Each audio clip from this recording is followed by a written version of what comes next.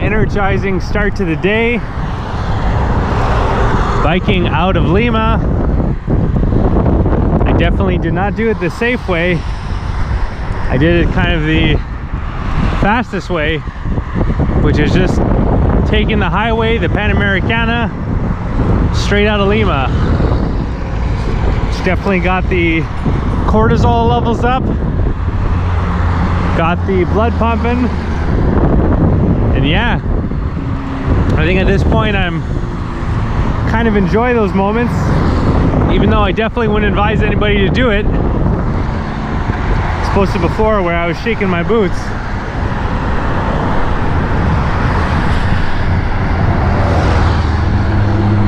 I'm excited for this segment because previously I was in the mountains, the Peruvian Andes.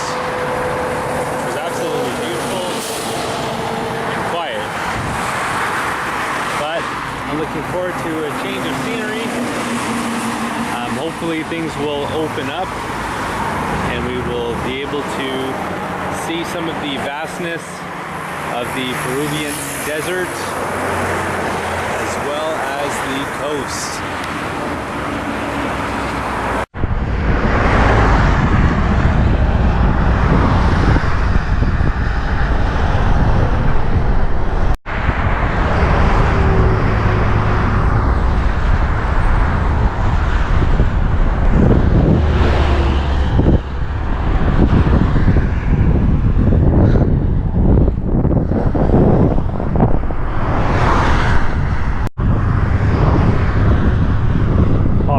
Spot here, especially this side.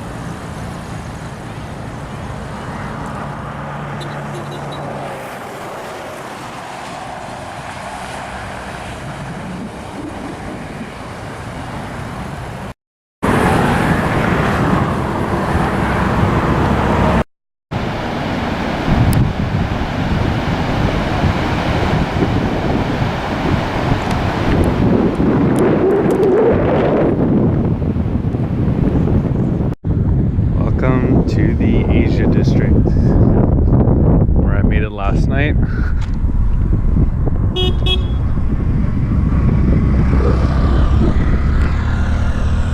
About 105 kilometers from where I started. Took me longer than expected because there was headwind for most of the day.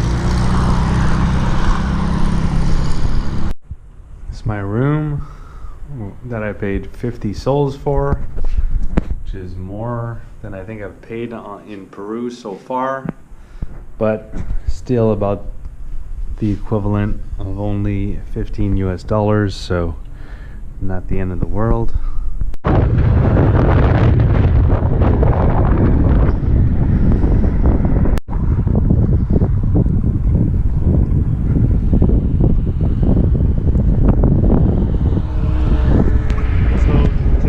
To make it to Pisco, which is 130 kilometers away, but I only left at 11, so that's not very conducive to riding 130 kilometers, especially when there's headwind, which there already is some right now.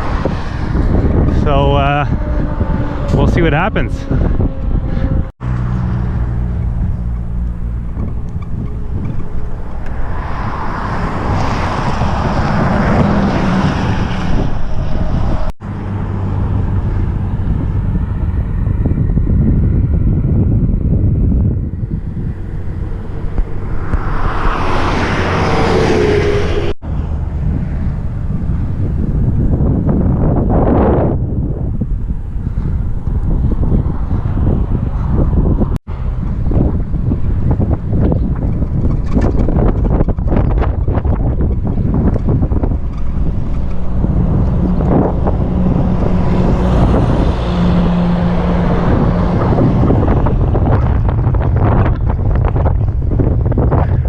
People are finding ways to get some agriculture done here. Not sure how they're bringing the water in. I think we're still in the desert here where it doesn't rain.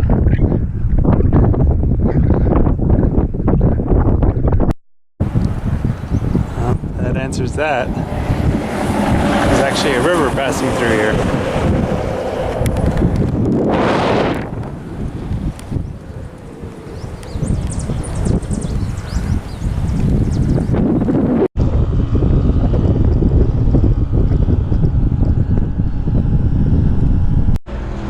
So I made it to Pisco after dark last night,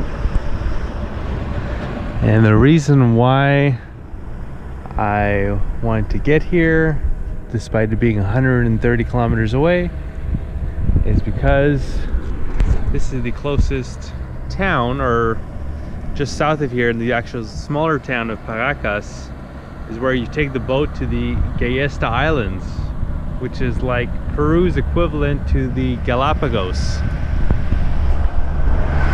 Pretty exciting.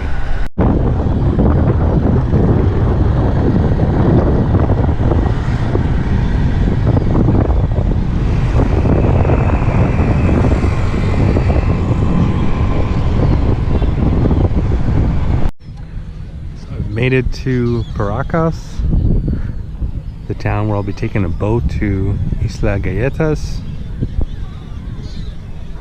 I'm gonna have to wait an hour for the boat, and it was a little pricey at 56 sols, but I'll gladly pay it because it's not every day that you get to see a unique habitat with unique wildlife, so pretty psyched.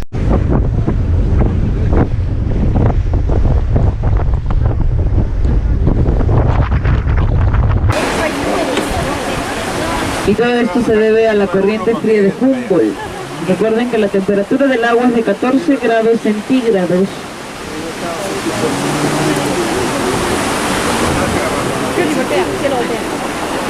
Esta es la razón por la cual ustedes pueden apreciar todo esto que tenemos. Las aves viven aquí por el alimento que pueden encontrar aquí o muy cerca de este lugar. Por los plumitas blancas que tienen del piquito hacia atrás, son como pendientes, como zarcillos, como aretes. Es considerado también una de las aves más bonitas en este lugar. Entonces, recuerden que el nombre de esa ave es zarcillo. Y nos estamos acercando un poquito más al arco principal de estas islas. Recuerden que a estas islas le llamamos ballestas por los arcos que vamos a ver. Miren ahí arriba, hay un grupo grande de pingüinos.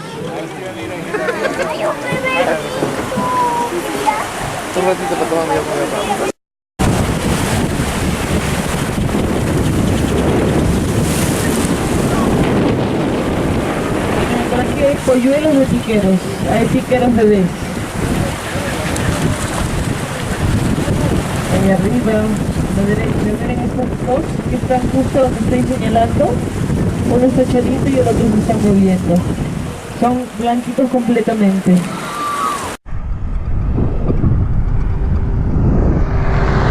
That was a pretty awesome experience. I knew I was going to see sea lions, penguins, and a lot of birds, but I was not expecting the rock formations to be as beautiful and interesting.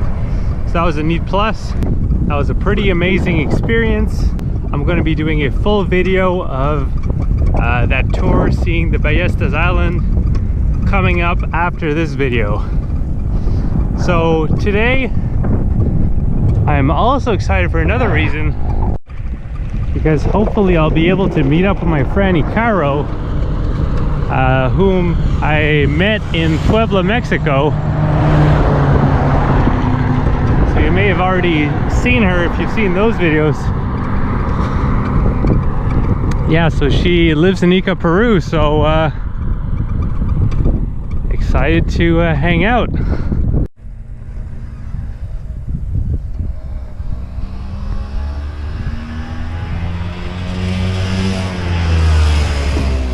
So last night I got to meet up with Icaro. We're both really glad to see each other. It was a really nice time. and today I'll be checking out the main reason that tourists come to Ica, and that is the Huacachina Desert Oasis.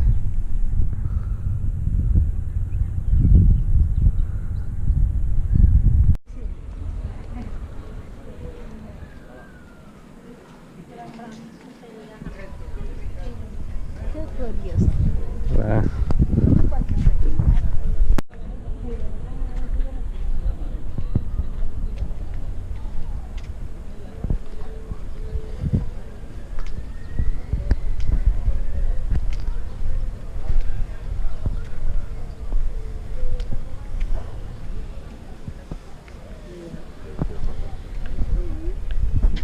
It's Huacachina Lake.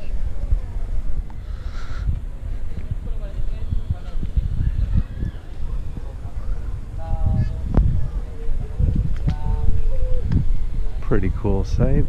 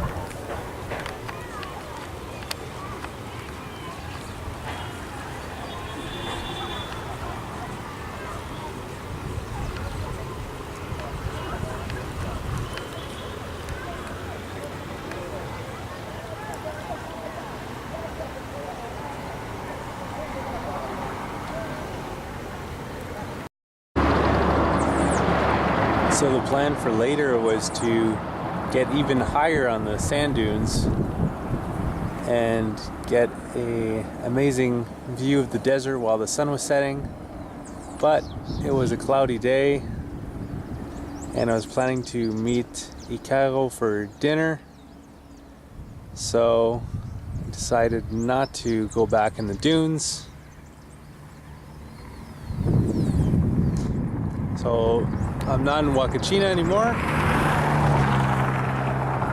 Caro was busy and then going on a family, busy with work, then going on a family vacation. So, and I didn't really want to stick around in Huacachina because it's very touristy, so everything was expensive, all the food, etc. So, back on road. I'm not too worried about missing that Pacific Coast sunset because today I'm heading even further south to Nazca, still kind of along the coast, so I'll get another opportunity tonight. And in terms of seeing sand dunes, I think we're gonna have plenty more opportunities to come.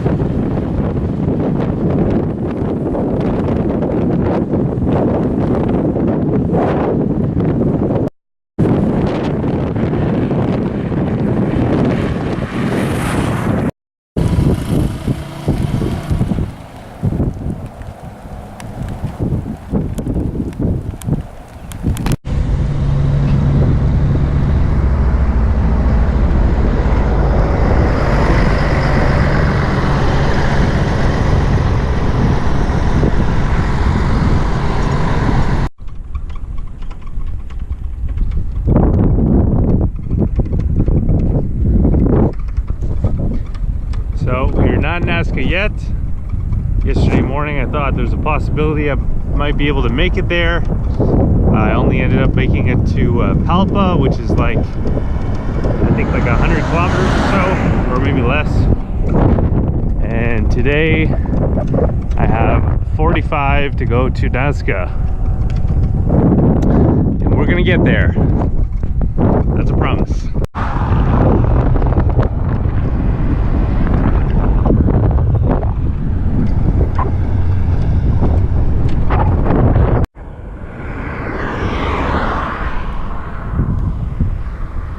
So this is where the famous Nazca lines are. So these lines are figures of animals, spiders, snakes, birds, etc. And there's a good chance you may have actually already seen them. It's a popular thing for documentaries of indigenous people in South America and stuff like that. But unfortunately, there's actually one coming up here. You have to really be in a plane to actually see the symbols, which is one of the reasons why it's amazing, because of how just enormous these sand carvings of these animals are. So unfortunately that's a little bit out of my budget, so I will not be seeing the sand lines, but like I mentioned, you may have already seen them, and there are other opportunities to do so on YouTube, etc. If you haven't seen them already, but they are pretty impressive. But fear not, there's plenty more cool things that are easier to see in Nazca. So we're in luck. Apparently there is a tower to actually see the, I guess, hieroglyphics. Just randomly rode into it on the highway. Guess it's not that random.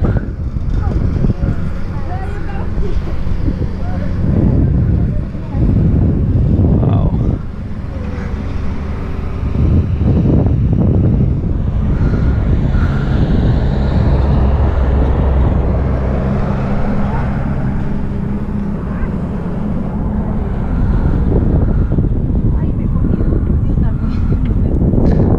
This is supposed to be a tree. That's the roots over there, as the branches here.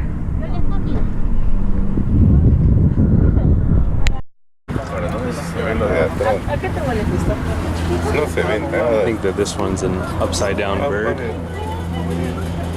maybe the likes of which I've seen bicycling today.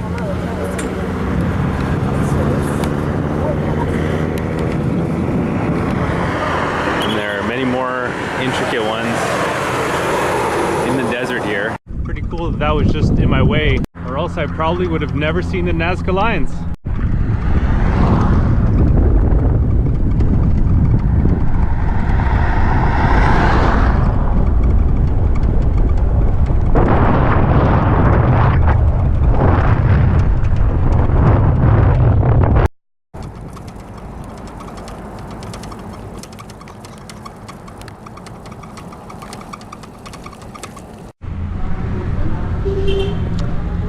So I've made it to Nazca as promised, and this morning I will be going out to check the Los Paradons archaeological site, which is where a settlement where some of the Nazca people lived, and I'll be making a separate full video of that coming up next after the Ballestas Island video, which will also be pretty amazing. So those two videos coming up after this one, and then after that I will be making the long trek to Cusco, in which I've read that this is one of the most beautiful trips in the world. Apparently it'll be like traversing several countries, all types of different environments, beginning here in the desert, and there'll be some stretches here that'll be very desolate. So I'm almost surely going to be doing something I haven't done in a while, as wild camping. So I think the last time I tested my gear was an emergency camp on the way to Medellin. So this will be interesting. Yes, I'm looking forward to that long journey. And I hope you enjoyed this one from Lima to Nazca. It's pretty cool. I really enjoyed being in a desert like that. I had been in desert environments before in Mexico and stuff like that, but just nothing but sand dunes. It was really cool, and there should be some cool moments coming up as well. I'll try to get a sunset in the next video. So yes, I hope you guys enjoyed it. I have many more videos of Peru that you can check out on my YouTube channel by selecting the Peru playlist. I was here as part of my bicycle tour going from Canada to Argentina. So my bicycle journey. If you'd like to see everywhere that I went and everything that I did, I have an interactive map over on my website, followthehumoftheearth.com, where you can click on the different places I've been, see my blog posts and videos. And if you'd like to follow my continuing journey, you can do so by subscribing to my YouTube channel. If you notice that I do not have 1,000 subscribers yet, I'd really appreciate you subscribing, because once I reach that number, I can start making a little bit of money for my videos so that I can go a little bit further on this bicycle journey. All right, so I hope you guys enjoyed. Have a good one.